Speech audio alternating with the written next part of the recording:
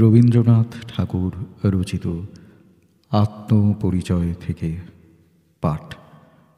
আজ শুনবেন পঞ্চম পর্ব। পাঠে আমি অরুময় চক্রবর্তী। অকালে যাহার উদয়, তাহার সম্বন্ধে মনের আশঙ্কা ঘুচিতে চায় না। আপনাদের কাছ হইতে আমি যে সমাদর লাভ করিয়াছি, সে একটি অকালের ফল। এই জন্য ভয় হয় কখন সে বৃন্তচ্যুত হইয়া পড়ে। অন্যান্য সেবকদের মতো সাহিত্য সেবক কবিদেরও খোরাকি এবং বেতন এই দুই রকমের প্রাপ্য আছে। তাঁরা প্রতিদিনের ক্ষুধা মেটাইবার মতো কিছু কিছু যশের খোরাকি প্রত্যাশা করিয়া থাকেন। নিতান্তই উপবাসে দিন চলে না। কিন্তু এমন কবিও আছেন, তাহাদের আপ খোরাকি বন্দোবস্ত। তাহারা নিজের আনন্দ হইতে নিজের খোরাক যোগাইয়া থাকেন। গৃহস্থ তাহাদিগকে এক মুঠা মুড়িমুড়কিও দেয় না। এই তো গেল দিনের খোরাক। ইহা দিন গেলে জোটে এবং দিনের সঙ্গে ইহার ক্ষয় হয়।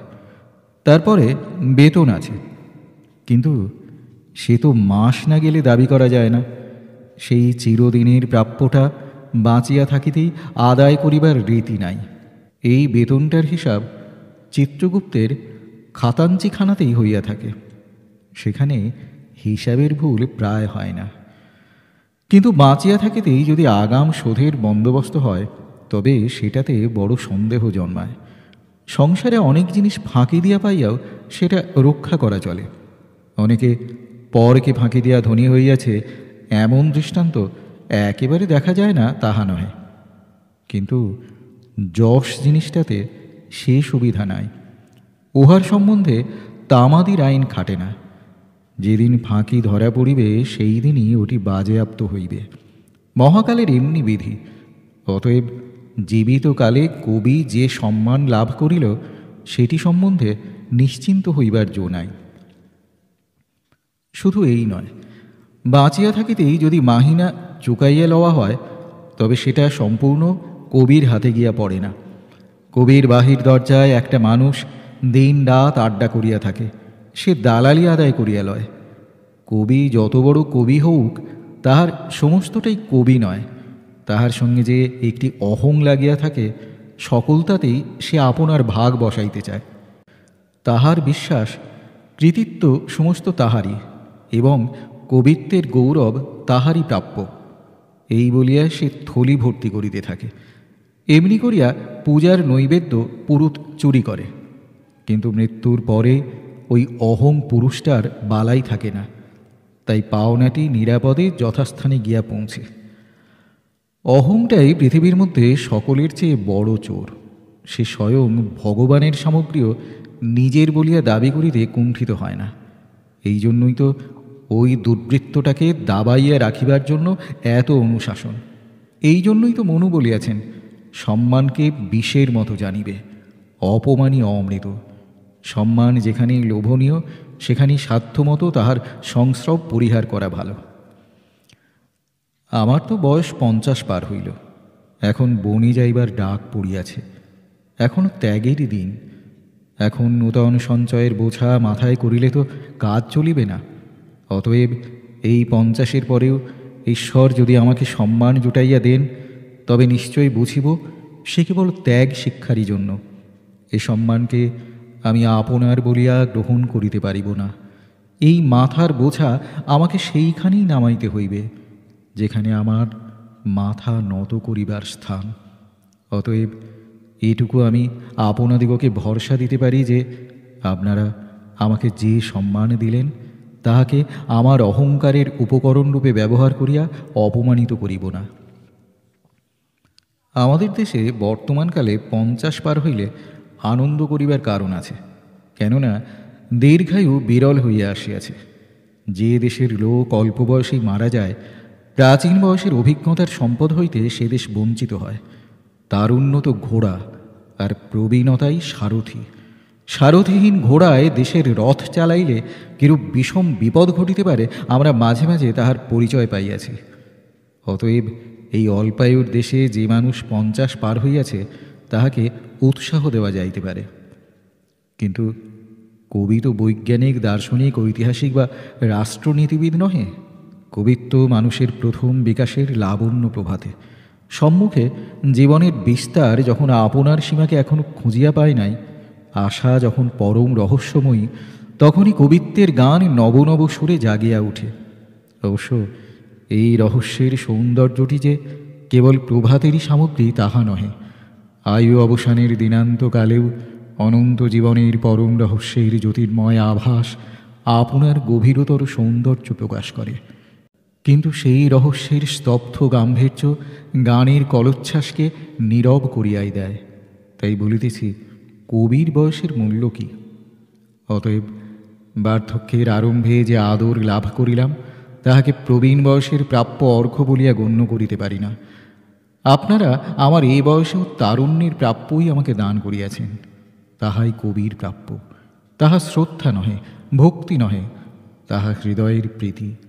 মহত্বের হিসাব করিয়া আমরা মানুষকে ভক্তি করি, যোগ্যতার হিসাব করিয়া তাহাকে শ্রদ্ধা করিয়া থাকি। কিন্তু প্রীতির কোনো হিসাব কিতাব নাই। সেই প্রেম যখন যোগ্য করিতে বসে, তখন নির্বিচারে আপনাকে রিক্ত করিয়া দেয়। বুদ্ধির জোরে নয়, বিদ্যার জোরে নয়, সাধুত্বের গৌরবে নয়। যদি অনেক কাল বাঁশি বাজাইতে বাজাইতে তাহারই কোনো একটা সুরে আপনাদের হৃদয়ের সেই প্রীতিকে পাইয়া থাকি, তবে আমি ধন্য হইয়াছি। তবে আমার আর সংকোচের কোনো কথা নাই।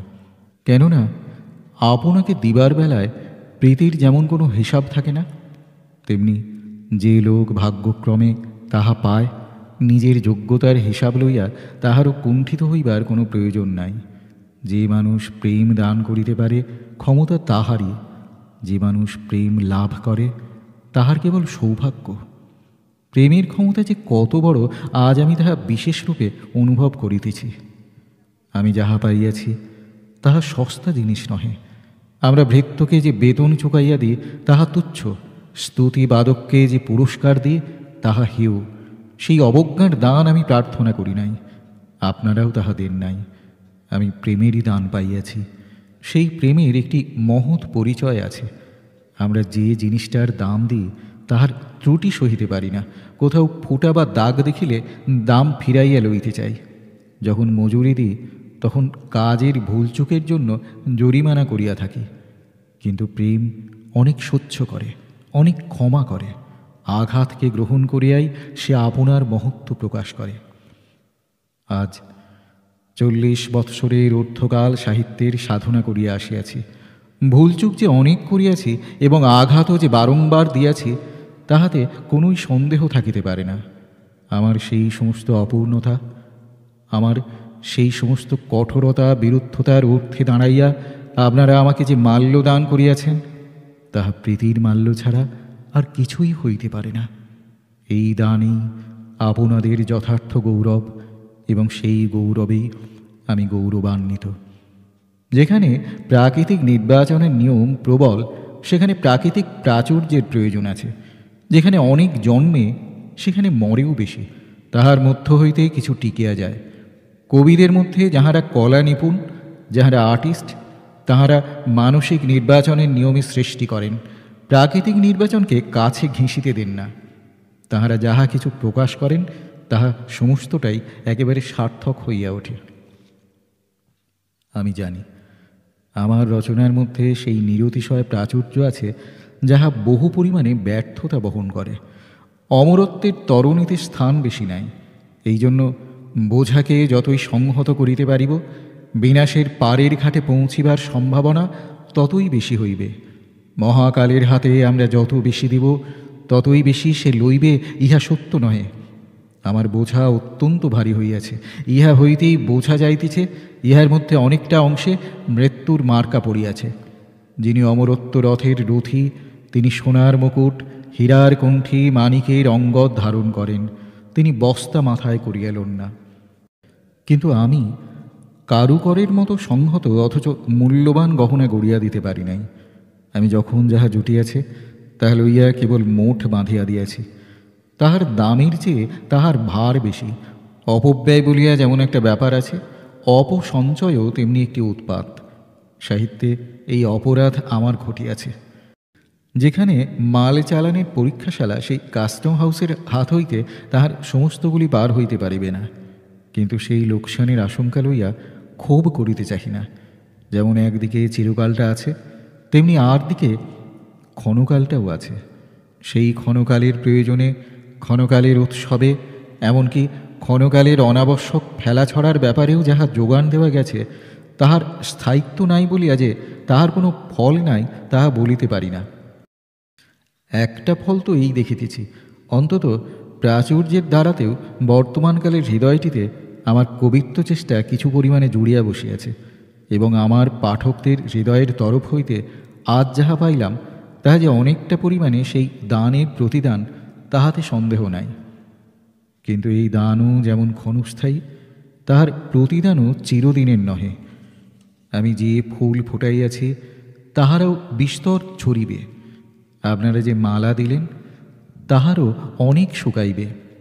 বাঁচিয়া থাকিতেই কবি যাহা পায় তাহার মধ্যে ক্ষণকালের এই দেনা পাওনা শোধ হইতে থাকে। অদ্যকার সম্বর্ধনার মধ্যে সেই ক্ষণকালের হিসাব নিকাশের অঙ্ক যে প্রচুর পরিমাণে আছে, তাহা আমি নিজেকে ভুলিতে দিব না।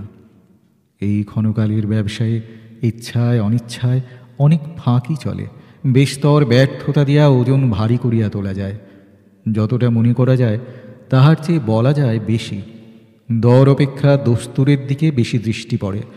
অনুভবের চেয়ে অনুকরণের মাত্রা অধিক হইয়া ওঠে।